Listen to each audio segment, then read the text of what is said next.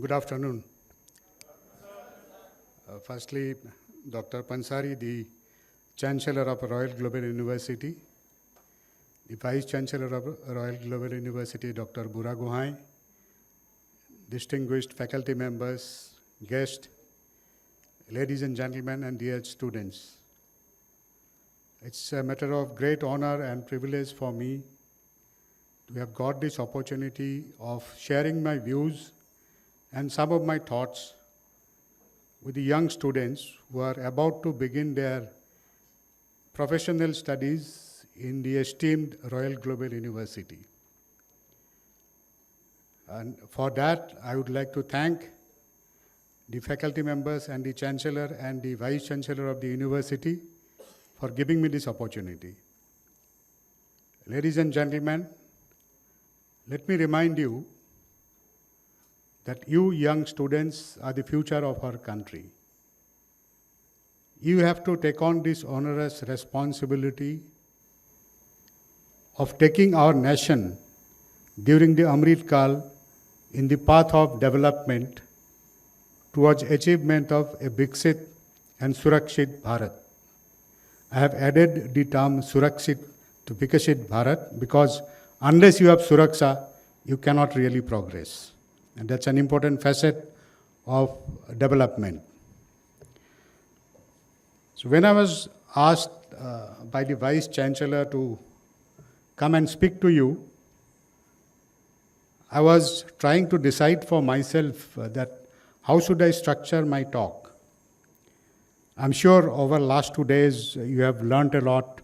A lot of people have shared their personal experiences and their views on life, various aspects of life. So I then decided that I'll start with talking about myself, my own progress in my life. As was narrated a little while back,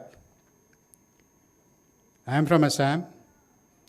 I was born in a small place called Tamulpur, which is about 60 kilometers north of Guwahati.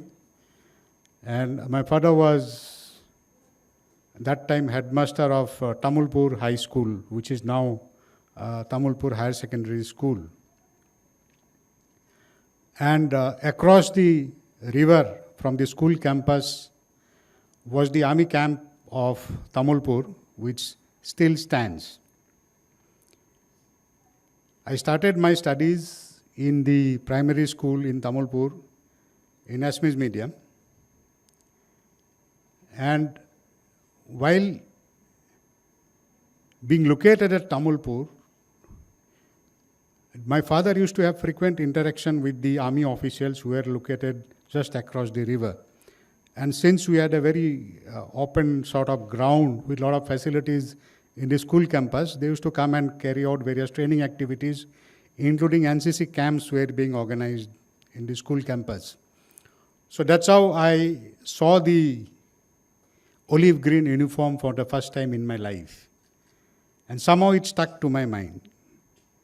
And it was a very, very impressionable age. I had just joined probably the primary school when I look back. And I think I must have been about 6 years old that time. I pestered my parents to get me an OZ color uniform stitched for myself. So somehow my father managed a OZ uniform, pant and shirt for a 6-year-old boy stitched for me. And that was my favorite dress, and it became some sort of my second skin, even at that point of time. That was the time I made up my mind that I need to join the armed forces, or I'll join the armed forces, or to put it very simpler, probably I didn't know it at that point of time, but I said that one day I'm going to wear this uniform, and I'll wear it for my life. So, seeing my interest in armed forces, my father got me admitted in Sainik School, Gwalpara, where I studied from class 5th till class 11th, and then thereafter I went and joined the National Defence Academy, and then, of course, the Indian Military Academy. But somewhere in Sainik School, I think I was very fortunate to have a group of dedicated and committed teachers who showed us the right directions. They told us things about our life and how should we go about fighting our own battle in our life. And they took interest, very, very keen interest, in how we have progressed in academics as well as in other extracurricular activities so that we could join NDA. Because as you know, Sainik School Gwalpara, all Sainik schools were primarily established with the aim of preparing students for National Defence Academy. So then, of course, I went and joined the armed forces. Now here the main story starts. After having joined the armed forces, from outside everything looks very, very green and very, very glorious, but the moment you go inside, I think that's true for each career. Initial years are absolutely full of struggles. They are full of failures. They are full of challenges. At every step, you have a rethink that, in fact, I used to think after spending about a couple of years in the army that have I made a mistake? Have I chosen a wrong profession? I'm sure this question comes into mind of each professional as well. Was this the right decision to join the armed forces? Or should I have chosen a different profession for myself? That question definitely bugged me because in the initial stages, there are a lot of struggle. There are a lot of failures, a lot of challenges. And for a person like, you all know that army is, not only the army, the armed forces is steeped in traditions. And they are very, very hierarchical organizations. And we have, second generation army people, third generation army people, generation after generation people join army. Though I also started that tradition, my son is also in the army as of now. So he goes into that second generation cadres. But I was a novice. I was absolutely novice, and I didn't have any background of the army at all. Whereas a lot of my colleagues had come from the army background, and they were, 2 steps ahead. And we were competing for the same thing, same pie we were competing for. But then they were 2 steps ahead in the initial stage. That sets you back at some point of time. And that is when you start doubting your own capabilities, and that starts impacting your self-confidence. But it's your perseverance and that will to fight in that adversity, that's what will keep you going. And that is what I want to tell you about. At some point of time, I used to think that I'm not being given important task. I'm just being given some peripheral task, and I'm not getting due importance that I should get as an officer in the army. And probably for me, my career progression will not be as I had wanted or as I had dreamt. But I used to always remember what my father and those teachers in the school used to tell me in the younger days. You set your goal, and once you have done that, you must focus on your own hard work. There will be environmental noises. There will be distractions, which you need to take it in your own stride. But that should not make you deviate from your path towards your achievement of your goal. So I stayed on course. I tried to stay on course, I would say. And I don't know how many of you know, in armed forces, in the rank of major, there is a competitive examination. After appearing or qualifying in that, you go and attend a 1-year course, 1-year training course in a place called Wellington, which is near Ooty in Tamil Nadu district. So that's a very tough entrance examination within the armed forces, and the success rate is about 1/5 of the people who appear. And it is said, or it is believed rather, that once you have gone for that course and qualified in that course, your career progression becomes much more easier because you get better opportunities. Initially, when I saw people preparing for those exams, I used to get disheartened because people used to study like, crazy, 16 hours, 18 hours a day, about 6 months to 8 months. But again, I remembered that what my father used to tell me, that you believe in your own capability and have that self-confidence. So I appeared for that test. I prepared myself. I appeared for that test, and I came in the first 3 in that test. So that got my self-confidence going, and I think that was the turning point as far as my career was concerned, and thereafter there was no looking back. So why I wanted to share with you all these is primarily with the aim of 2-3 lessons which come out from what I have narrated to you. One is set your goal. Second, work hard. Third, stay focused. But finally, you must have the passion for whatever you are doing. Unless you are passionate about whatever you are doing, I was passionate about doing well in the armed forces. If you are passionate about your own profession, whatever profession you may choose, there are various disciplines in which you will be undergoing various training in the university. So whatever profession you choose, you must have that passion. You must have that fire in your belly to do well, to excel. Because in this present competitive world, there are no space for losers. Let me tell you that. I'm just cautioning you. It's sort of a truth. There is no space for losers now. You have to do well, and for doing well, whatever you choose, you have to have that fire in your belly. So I think that is what I thought I'll start my talk with. After I left, after I retired from the armed forces, I have been interacting with students in various places, colleges, universities. Otherwise also I've been meeting a lot of people. So a lot of students have been asking me what are the secrets of success. There are various theories that have been propounded by various thinkers about how to succeed. You will find a lot of books. For me, I think from my personal experiences, the only way to success lies through hard work. But before that, you must have a dream. And you must dream big. Don't limit your dream to somewhat at a smaller scale. You must have a dream, and you must dream big.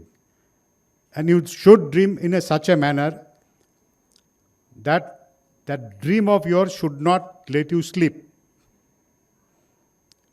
Thereby meaning, once you have set your goal, you have dreamt about something, and then thereafter you should work hard to achieve that dream. Because there is no shortcut to success. The only way to success is hard work. That's a given. Nowadays Olympics is going on. I think just before I came, I saw India won the 3rd bronze medal in the 50-meter 3 positions firing. Kusale, he won the bronze medal. So all these Manu Bhaker and this guy, they were all interviewed. What did you do? Hard work. They have only said that their achievement is due to the hard work and proper guidance and proper coaching. Of course, technological advancements has enabled a lot of things. It has made things much more simpler. But that individual hard work from the person concerned and the desire to excel, unless it is there, you will not be able to achieve success. There will always be obstacles and failures.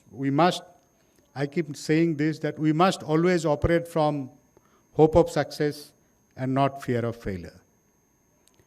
Now, just to give you an example of what I said, Manu Bhaker, she must be aiming, when she is firing that 10-meter, that air pistol, she must be aiming to achieve the maximum marks, that is 10.9, with that hope of success, not that fear of failure. The moment you are afraid that it may go somewhere else, it will surely go. Now, I don't know how many of you play or have seen golf. People who play golf, it's absolutely proven Like we have a golf course here in the Narangi military camp, and there are a lot of ponds, in the golf course. So the moment you think that before you take a shot that the ball is likely to go to pond, sure enough it will go to pond. The moment you think that the ball is going to go to that flag in the green, the moment you operate from that hope of success, it will always be successful. It's a proven fact.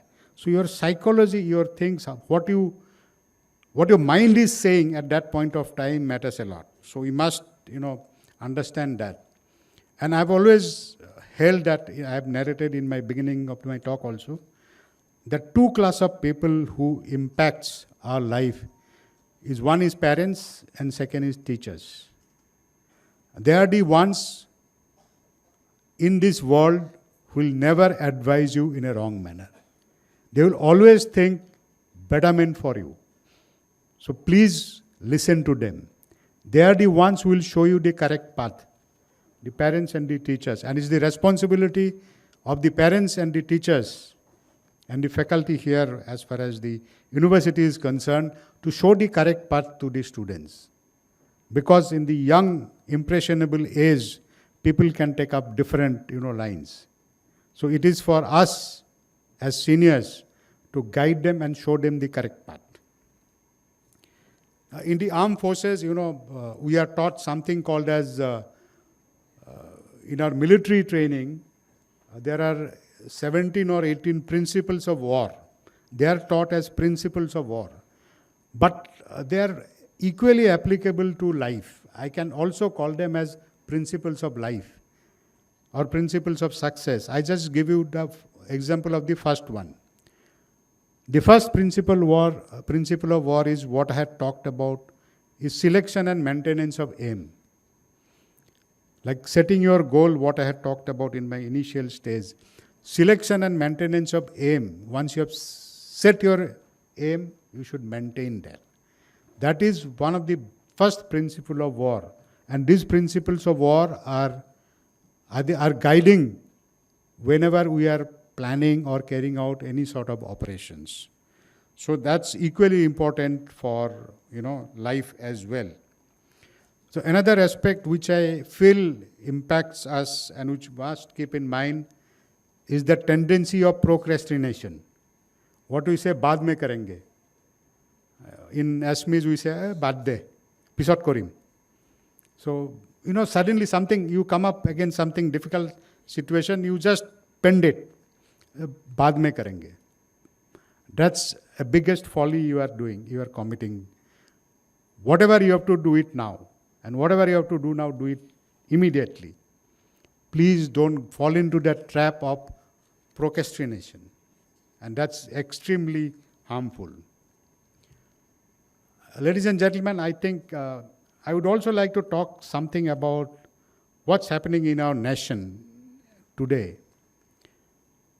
We all know that India has progressed very well in last about decade or so. The India story has been recognized by the entire world. And you are part of that huge young population which we are supposed to exploit, the demographic dividends which you keep talking about, which is supposed to be beneficial to the nation's progress, is comprised of you all, the young leaders like you. India's success story has been recognized by the entire world. The world recently has been wary of various conflicts. About a couple of years back, we had COVID, which impacted the entire world, more so the economies. Now, if you look around, there are conflicts and confrontation everywhere. Whether you talk of Gaza, whether you talk of Russia-Ukraine conflict.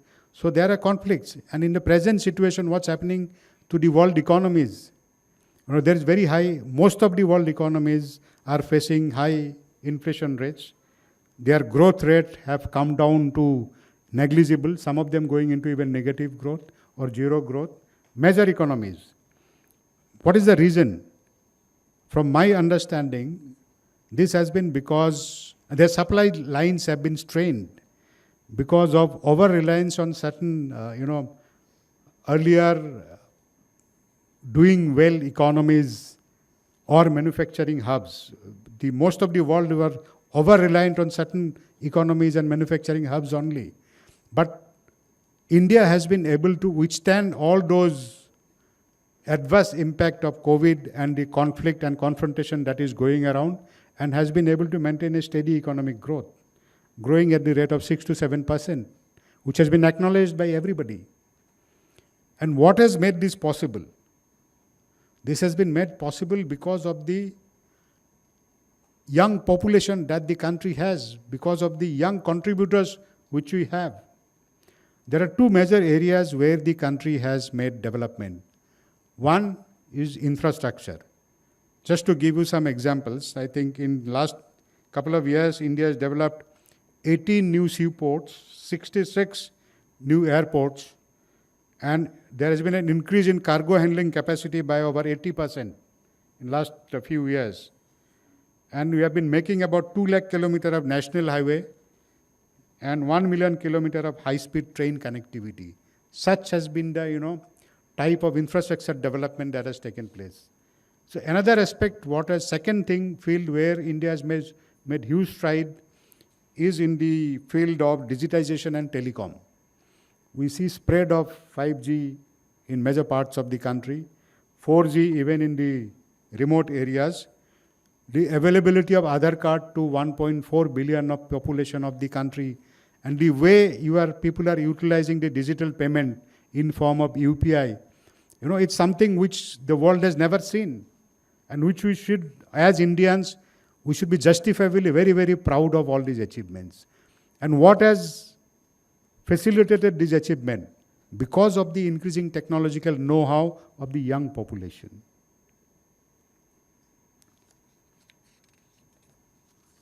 I just want to give you an example which I read in one of the newspapers a couple of months back. How advanced India has been and how people are exploiting those facilities that has been given, that this progress made in the field of digitization and all. A farmer in Orissa, he had a problem related to, he didn't know what sort of, crops he should farm, so he should plant. So he wanted some advice. So what he did, some people guided him. So he used the chatbot and he projected his problem that these are my parameters. So what sort of cropping should I do?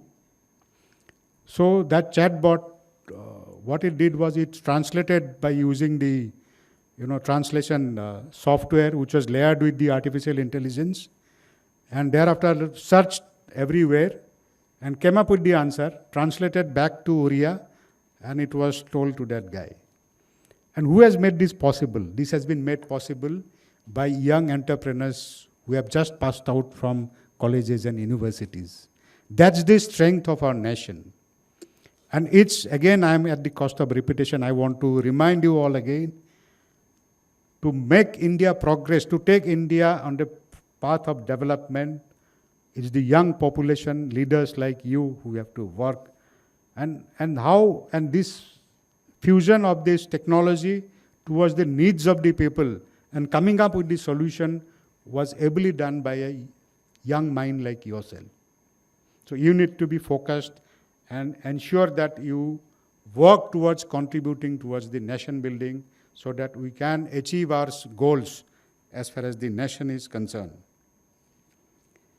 Now I would like to leave you with certain of the personal experiences and some of the important facets of life which I felt is important for all of us to follow.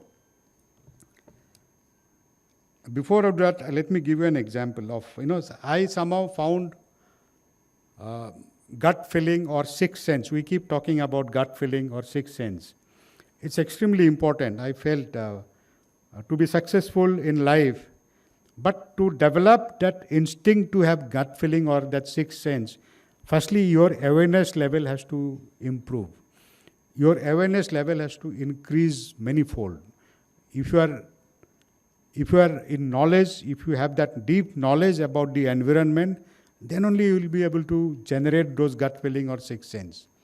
So let me give you an example of,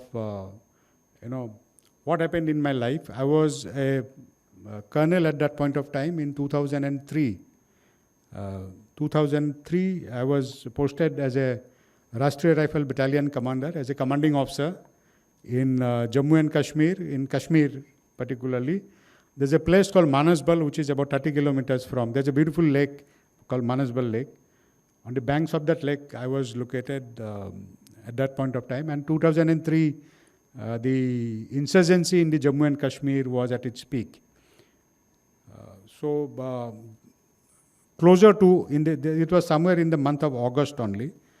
So in the month of August, there was an event in one of the company base, which was located about 10 to 12 kilometers from the headquarters where I was located. So I was supposed to go and attend some event and then come back.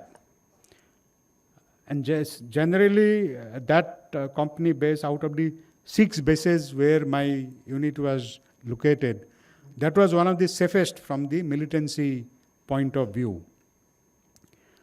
So generally, whenever I used to travel to that place, we used to travel by normal vehicles like Gypsy and others. That time only Gypsy was available with the army.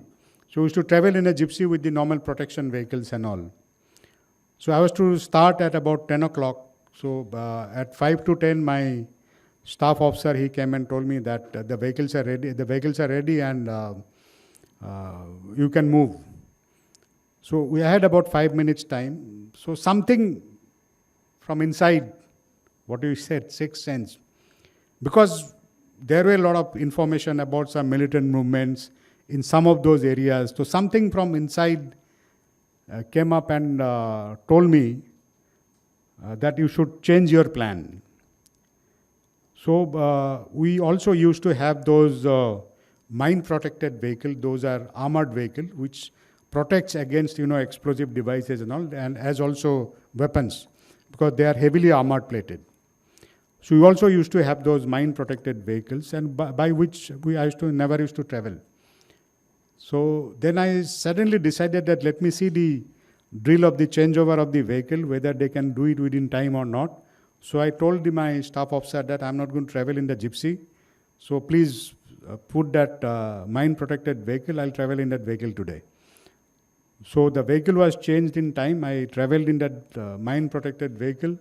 We went to that place, attended the function, and the function went off very well. There were a lot of civilian participation as well. And I started back to my headquarters, and about little over a kilometer from that place where I had gone, we were traveling in the mine-protected vehicle where I was sitting ahead along with the driver, and there are about 10 to 12 people who can sit behind with the weapons and all mounted with a cupola on top. So after about a kilometer, there's a huge bang, huge sound, and the whole vehicle, which is very heavy, went up by about 1 to 2 meters and then came and dropped at the same place. And there were a lot of muck, stones and all which came from the cupola and fell on us. So there was a huge improvised explosive device blast which blasted right under the vehicle in which I was traveling. And we came down and we did whatever we had to do. If I had gone in that Gypsy, I can't say what would have happened to me. So that is sixth sense. I think that is sixth sense or gut feeling which makes you do things differently. But then for that you have to have. Later on I analyzed why that thought came to me.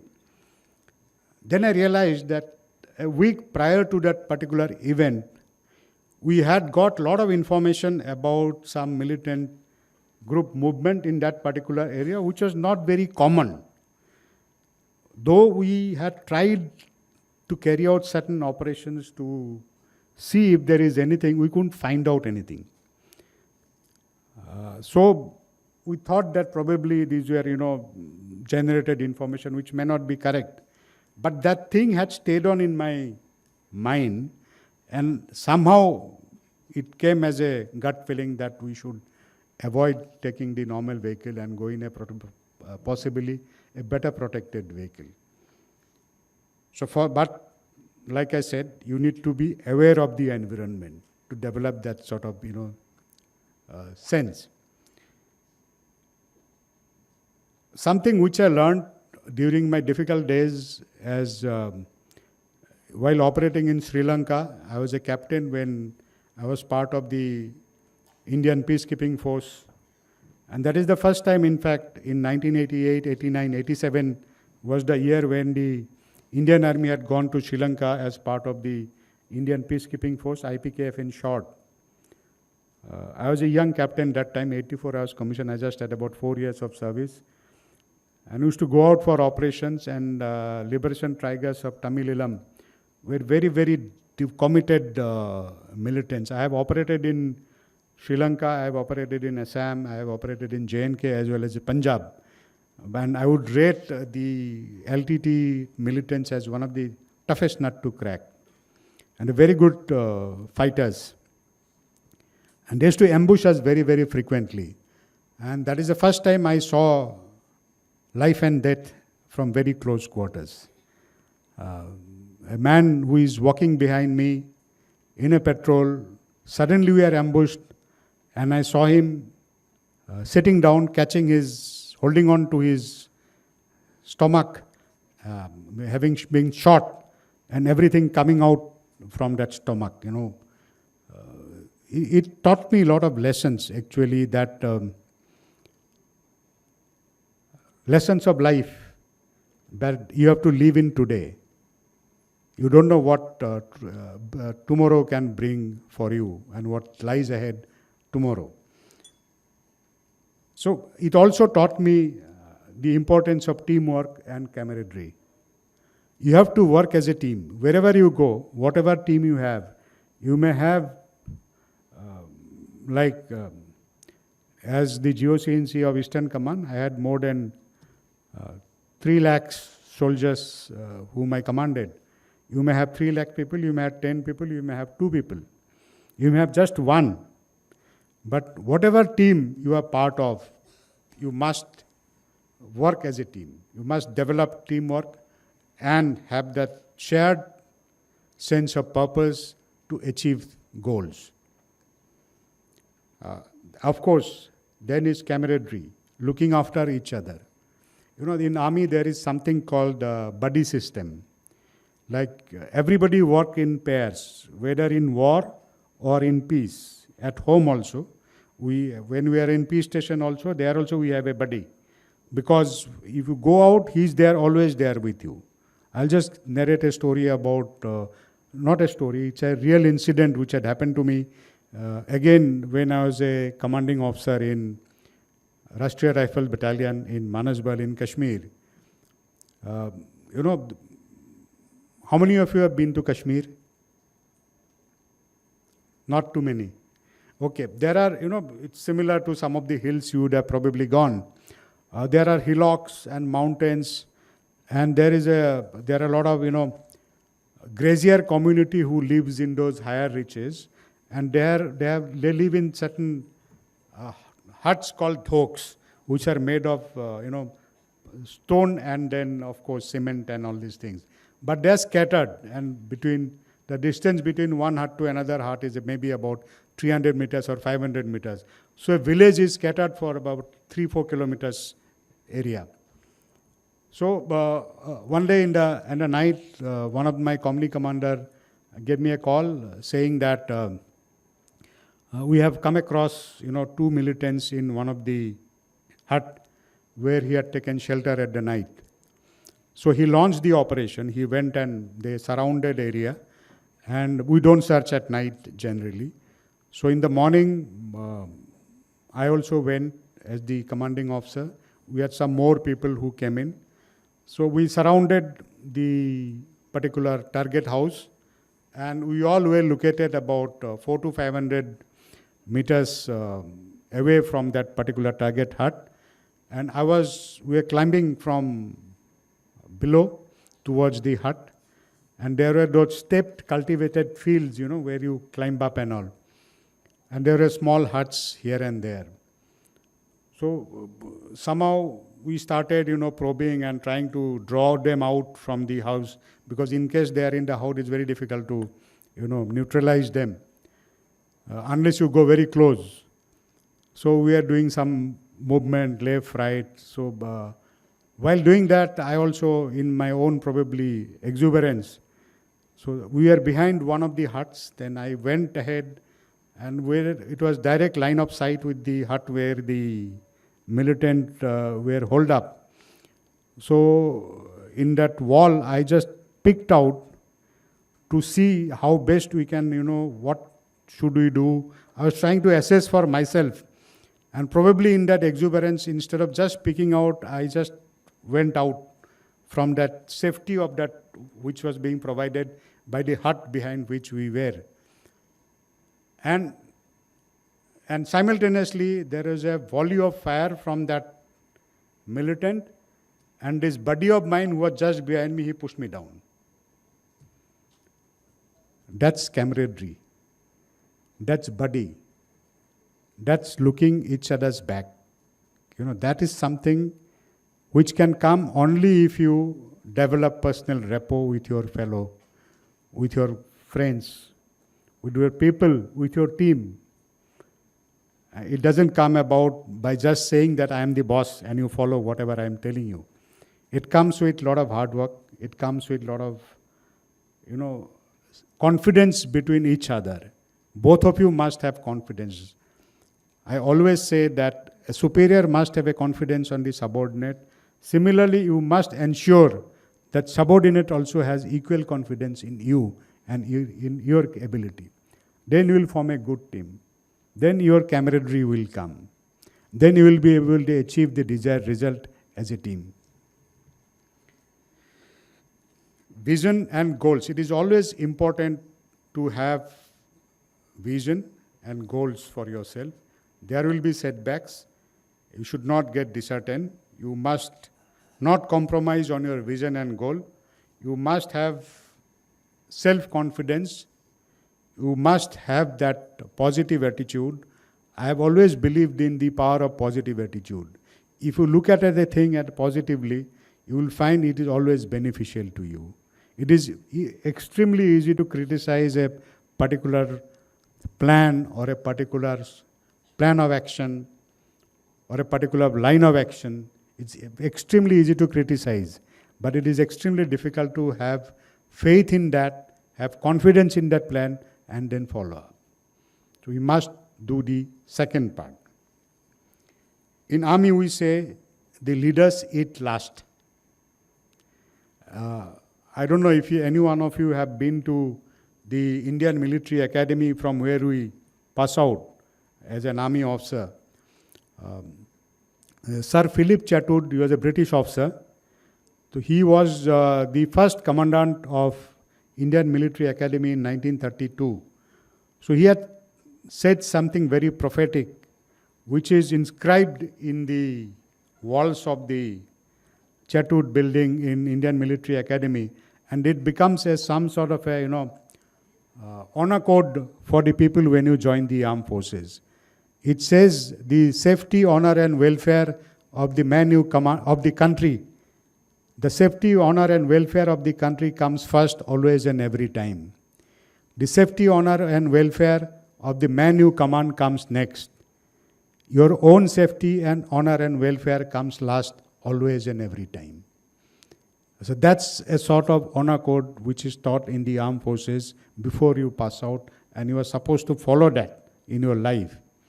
So that's why we say that the leaders eat last. You carry your team with you. You have to ensure that the team is safe. Okay, you would have seen a lot of movies where you find like how many of you have seen that movie Uri? There also, when that Vicky Kaushal and the party, when they had gone, they ensured that everybody is comes out. In the armed forces, when you go for operation, any injured man you don't leave behind. You don't leave your dead people also behind. That's a principle that is followed. So as a leader, you have to ensure that. Let me also tell you that I was present in Srinagar in 2016 when Uri happened. I was how do I explain? I was looking after the operations as part of the 15 Corps, which is located in Srinagar in the BB camp. So the entire operation was planned and executed and monitored by me and my superior, General Dua, who was the Corps commander at that point of time. If I have to talk about that, I think I'll need one more day. So I'll leave it aside.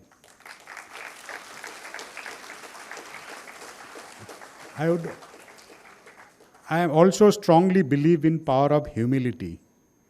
It's very easy to, be successful, whatever, you can be successful, but you should have that humility within yourself. Humility that should come as a quality to ensure that, and then only you grow in stature in the eyes of your subordinates, your colleagues and peers. One more issue which is extremely important is the ability to take decisions. Like I had mentioned about procrastination, there is a tendency amongst people, whether in the army or in any profession, that you tend to delay decision making. Even in our own life, I want to buy a house. I am looking at various options and all, but I keep delaying. By then the cost also continue to escalate. Okay, so we must have that ability to take decisions. It may be right or wrong, but you have to have that ability to take timely decision. Though taking a decision needs you to have deep knowledge and understanding of the situation you are faced with. Then only you will be able to take a correct decision. But you must take a decision, that I must tell you. We must be able to exploit the technology in the correct manner.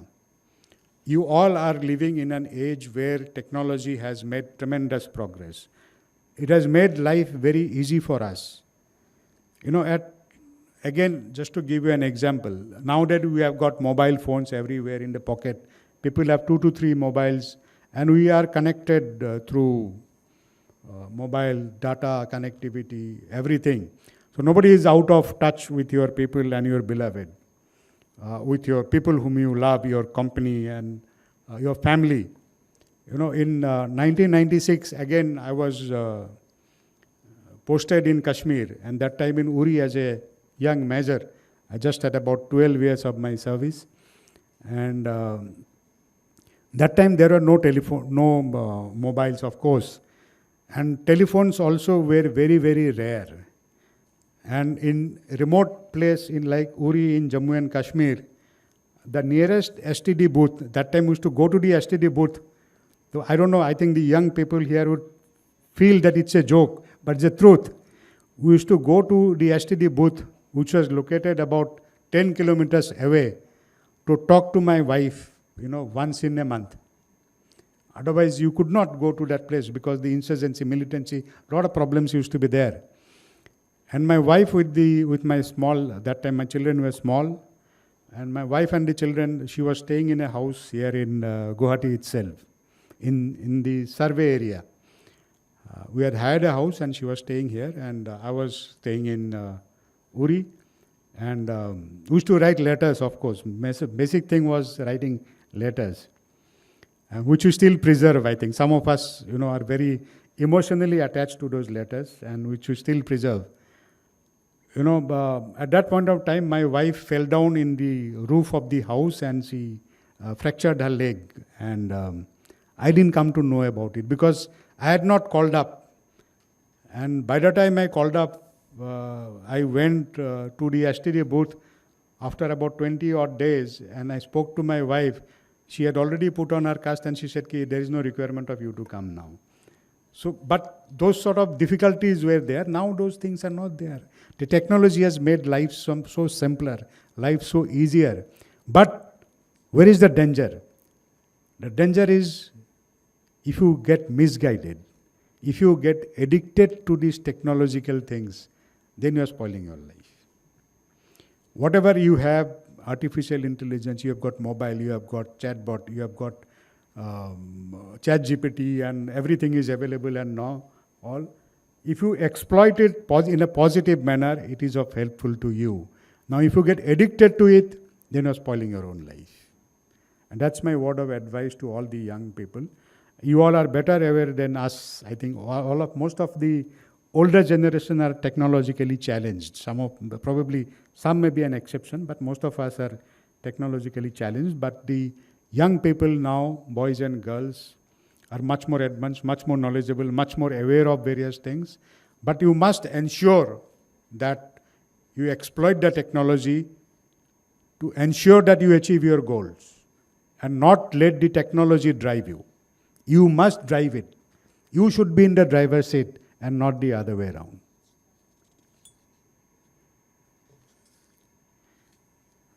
Last but I think not the least, just 4 qualities which I find extremely important. The first is have a character.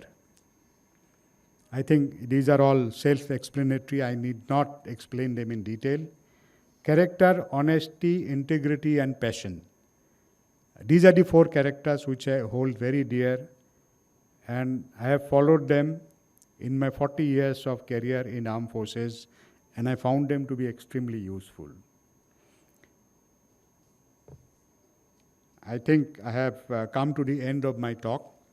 Lastly, I would only like to leave you with a beautiful thought of our father of the nation, Mahatma Gandhi. He said, "Be a change you want to see in the world." You should be the change and not wait for somebody to change the world for you. Thank you very much, and Jai Hind.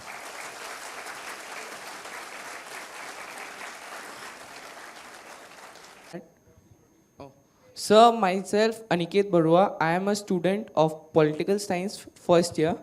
Sir, I have a question regarding that. Every success that is earlier is a scam or it is real success? Because there is a quote which says, success takes time, failures implements success. So the success which we get at an early age, is it the true success? That's my question to you, sir. It is very difficult to define what success is. Okay, if you say, like me getting admitted into NDA, National Defense Academy, was it the success? No. There is one thing leads to another. So there is no end to success. You cannot define success as a step which you have taken at finishes of everything else. It is not true. Success is a continuous process. It's a continued process. We can't define and limit it to a particular stage or a particular step. Okay, sir.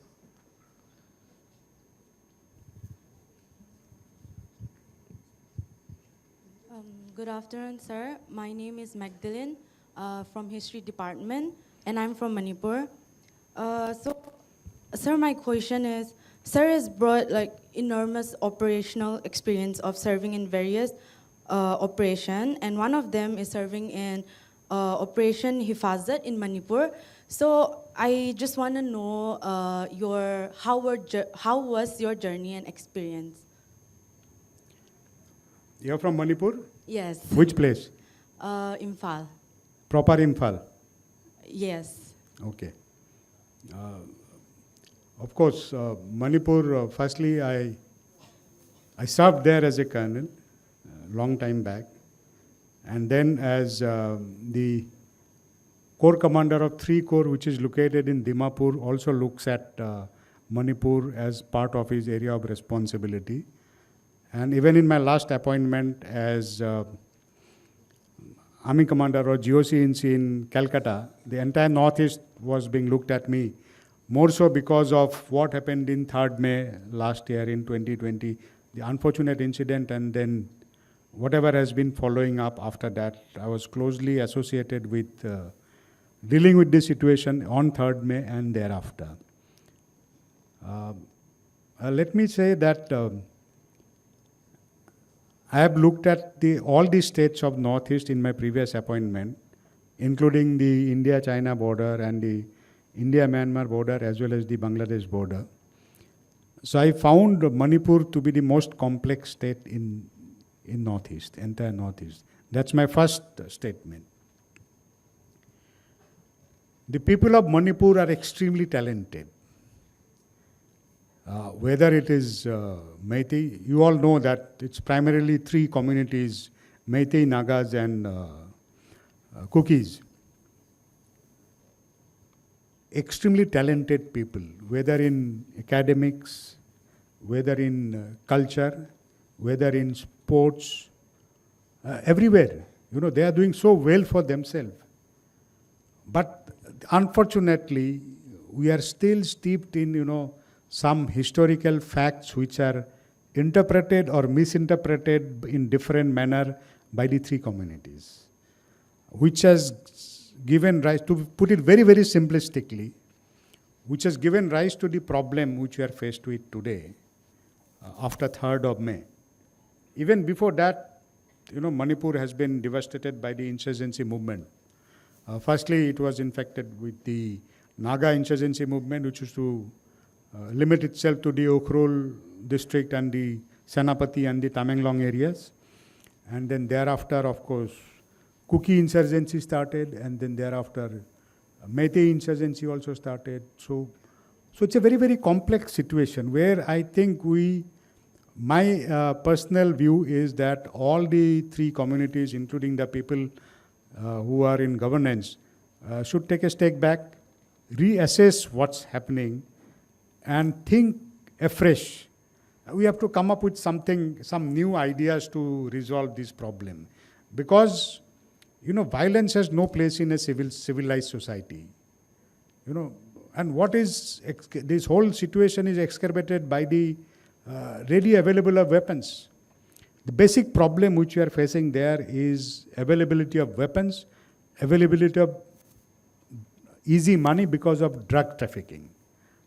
These two things, drug trafficking and weapon trafficking, weapon running, and smuggling, these are the things which are making the situation more hostile, and I think it is taking away the state from the development which is happening in the other parts of the country.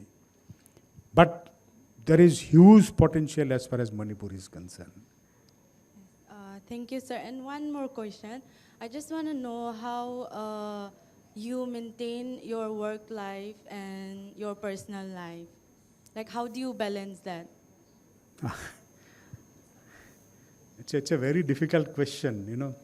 I think I was lucky to have a good wife who could, you know, take care of the personal side of my life, because honestly, I had been, if you look at my profile, though, I had been serving in Jammu and Kashmir, Northeast most of the time, and my wife looked after the children.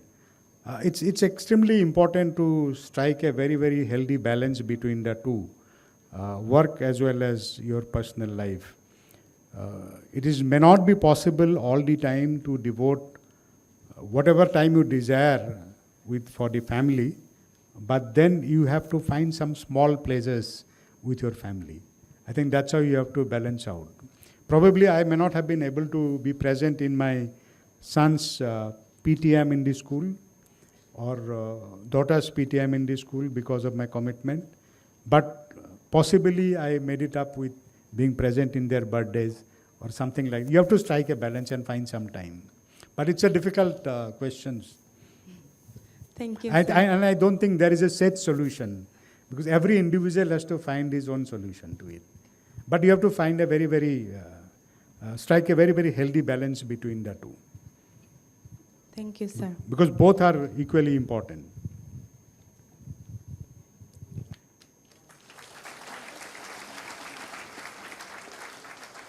Anything else? Achha. Namaste, sir, and good afternoon. Myself, Rashankar Barua from English department. And before I ask my question, I would like to express my utmost pleasure to be standing in the same room as someone as prominent figure as you. So, as a defense personnel, you have been trained at the epitome of human capacity in physically, mentally, and also emotionally.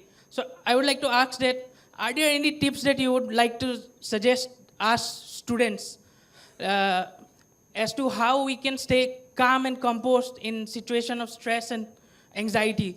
Because it is a growing problem that many of us students face in the nowadays. Yeah, it is not only the students, even everybody has this problem of stress because of the because of the changing environment all around. There is increased stress level in the entire society, whether for the students or for the professionals, whether in armed forces or even for the faculty, I'm sure, and students, of course. So it's extremely important to ensure that you evolve your own methodology for ensuring that you take care of this rising stress. One is you take care of your internal stresses, which are intrinsic to you, yourself. And second is external stresses. There are two components to it. One is from within, the stress which is created from your own self, anxiety, your desire to do well, shortage of time. There are a lot of things and then external stresses like the work environment, the pressures of work, the short time, or a lot of things are there. So you have to evolve your own method in your own organization. Firstly, as a student, I think you need to, for ensuring that you cater for the external environment, I feel that it is extremely important to carry out proper time management. Time management is an extremely important factor. As you grow, I think Dr. Pansari will agree with me as a chancellor. Your time is very important. How you plan your 24 hours is extremely important. There are so many hours only you can spend. So then you have to prioritize. In army, we used to say, must do, could do, should do. Okay? So you divide your works, the jobs which you have to do. There are certain things which you have to do. They come as must do. Then there are some things which you could do, somewhere in the middle. You can do it, you may not do it. Then there's something called should do. After must do is should do. You should do it. And then could do as the last one, last priority one. So these are, certain techniques which are taught in the armed forces. They may hold good, they may not hold good. But what I said was extremely important is time management. It's extremely important. And if you are heading an organization, which I found, I can give you my personal examples only. I found that, there is a tendency of people for over-centralization. If you are heading an organization, you want to do everything yourself. You want to do, micromanagement, everything you want to do yourself. It's not possible. If you have a team, firstly, you have to have faith in your subordinates. If you are heading an organization, you have to have faith in the capabilities of the subordinates and delegate authorities and responsibilities to subordinates, have a proper monitoring mechanism and a proper feedback system. Your stress gets divided among so many people, your entire team, and your results you achieve would be far, far better. Okay, that's how, I found it very useful. I used to always believe in delegation of authority and responsibility. I used to trust my subordinates. I used to trust their capabilities, and they produced wonderful results wherever I had gone. Personally speaking, as far as individual things are concerned, I found pranayam and some amount of yoga to be extremely helpful. Thank you very much for your patient hearing. And thank you again, Dr. Pansari and Dr. Buragoy, for giving me this wonderful opportunity of sharing my thoughts with you.